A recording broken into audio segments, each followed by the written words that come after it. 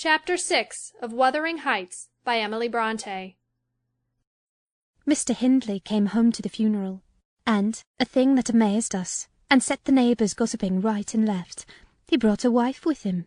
What she was, and where she was born, he never informed us. Probably she had neither money nor name to recommend her, or he would scarcely have kept the union from his father. She was not one that would have disturbed the house much on her own account. Every object she saw, the moment she crossed the threshold, appeared to delight her, and every circumstance that took place about her, except the preparing for the burial and the presence of the mourners. I thought she was half silly, from her behaviour while that went on.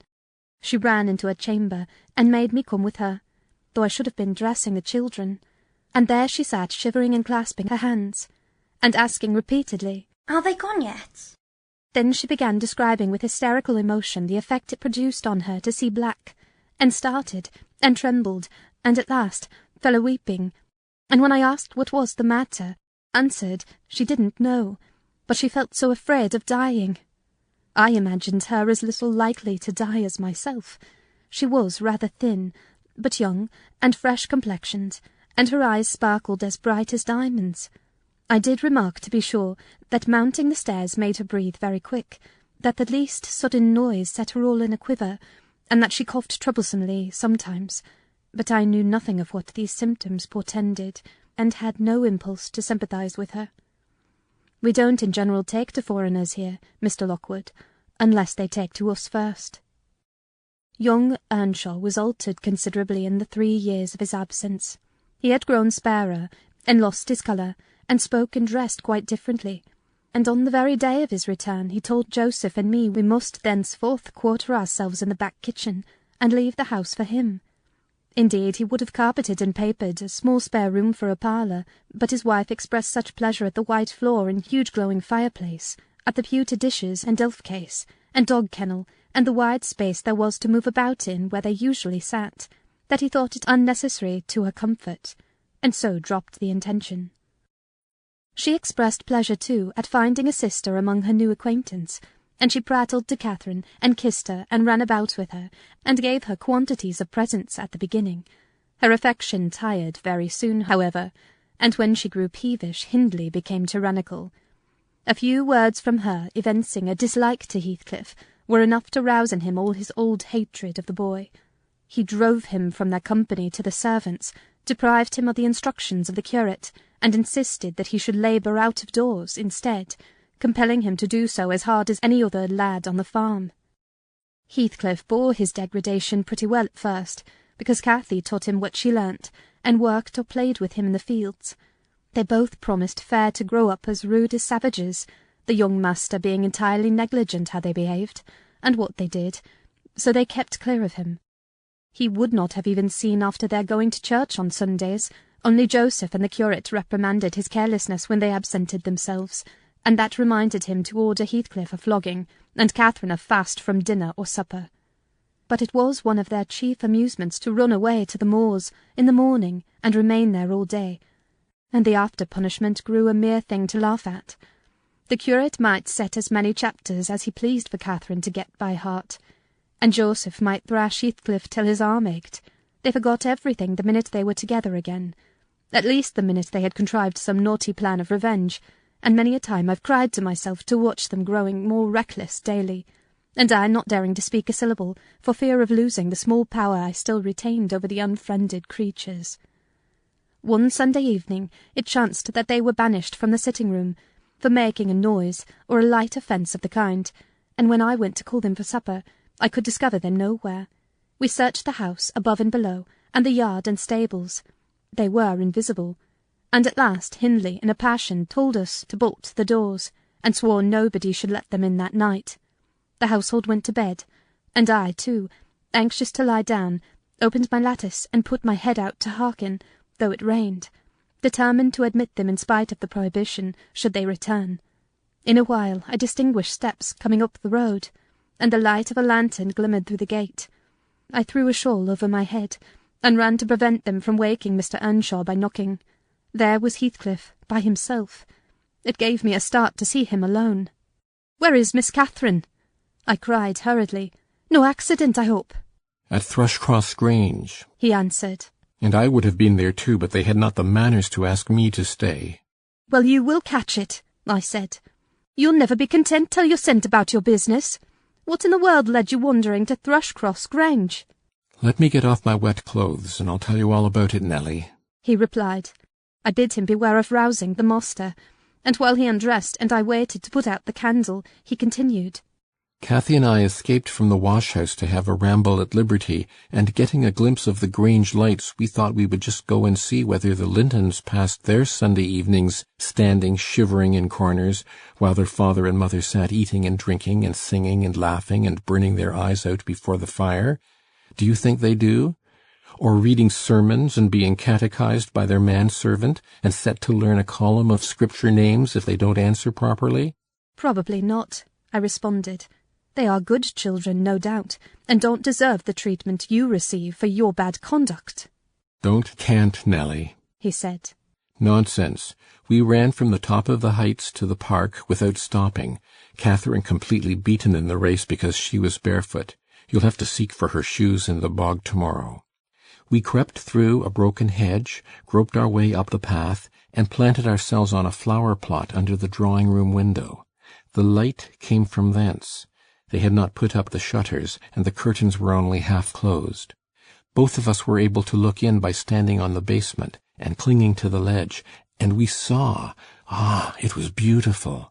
A splendid place, carpeted with crimson, and crimson-covered chairs and tables, and a pure white ceiling bordered by gold, a shower of glass drops hanging in silver chains from the centre and shimmering with little soft tapers. Old Mr. and Mrs. Linton were not there.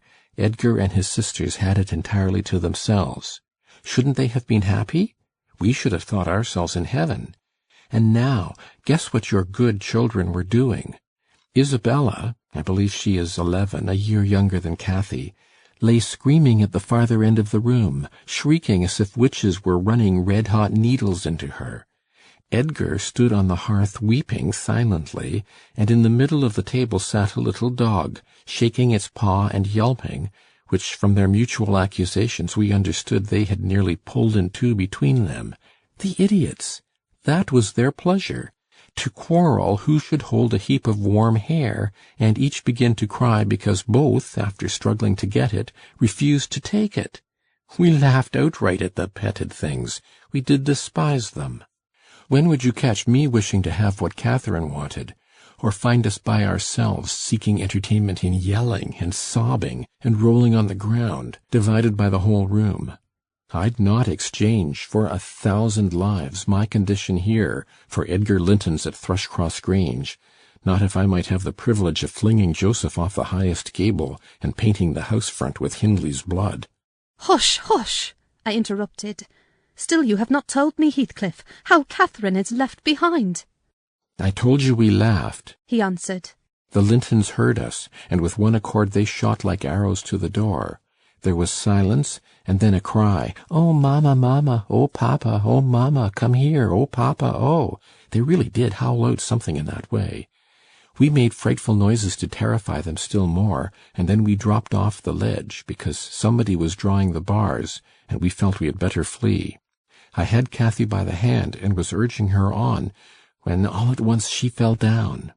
"Run, Heathcliff, run!" she whispered. "They have let the bulldog loose, and he holds me." The devil had seized her ankle, Nelly. I heard his abominable snorting. She did not yell out. No, she would have scorned to do it if she had been spitted on the horns of a mad cow.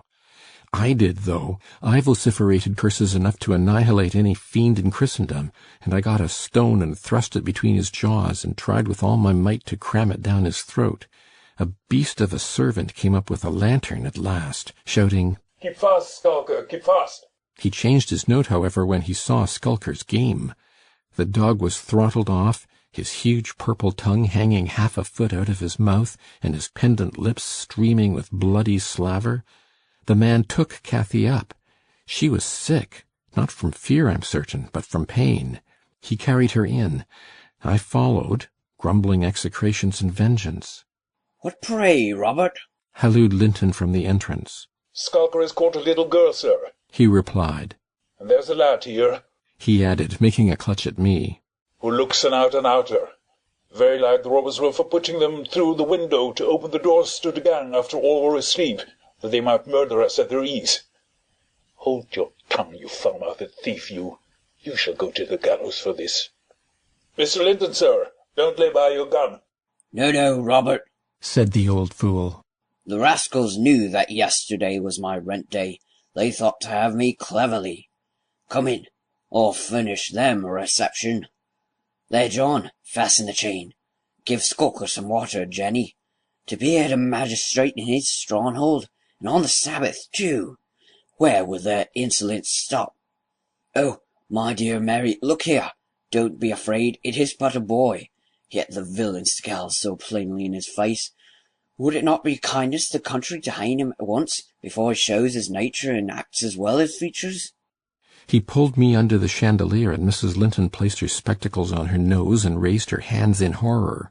The cowardly children crept nearer also, Isabella lisping, "Frightful thing! Put him in the cellar, Papa. He's exactly like the son of the fortune-teller that stole my tame pheasant. Isn't he, Edgar?" While they examined me, Cathy came round. She heard the last speech and laughed. Edgar Linton, after an inquisitive stare, collected sufficient wit to recognize her. They see us at church, you know, though we seldom meet them elsewhere.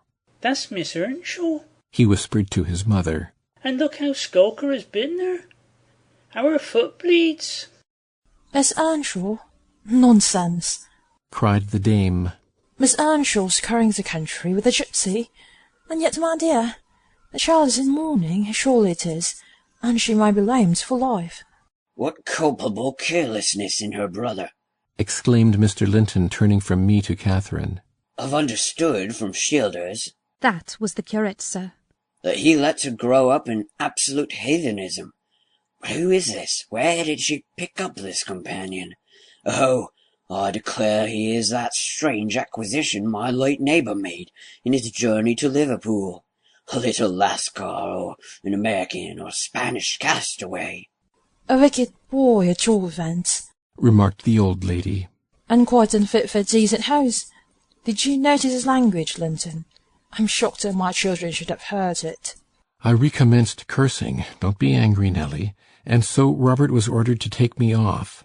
I refused to go without Cathy. He dragged me into the garden, pushed the lantern into my hand, assured me that Mr. Earnshaw should be informed of my behaviour, and, bidding me march directly, secured the door again. The curtains were still looped up at one corner, and I resumed my station as spy, because if Catherine had wished to return, I intended shattering their great glass panes to 1,000,000 of fragments unless they let her out. She sat on the sofa quietly. Mrs. Linton took off the grey cloak of the dairymaid, which we had borrowed for our excursion, shaking her head and expostulating with her, I suppose. She was a young lady, and they made a distinction between her treatment and mine. Then the woman-servant brought a basin of warm water and washed her feet, and Mr. Linton mixed a tumbler of negus, and Isabella emptied a plateful of cakes into her lap, and Edgar stood gaping at a distance. Afterwards they dried and combed her beautiful hair, and gave her a pair of enormous slippers, and wheeled her to the fire.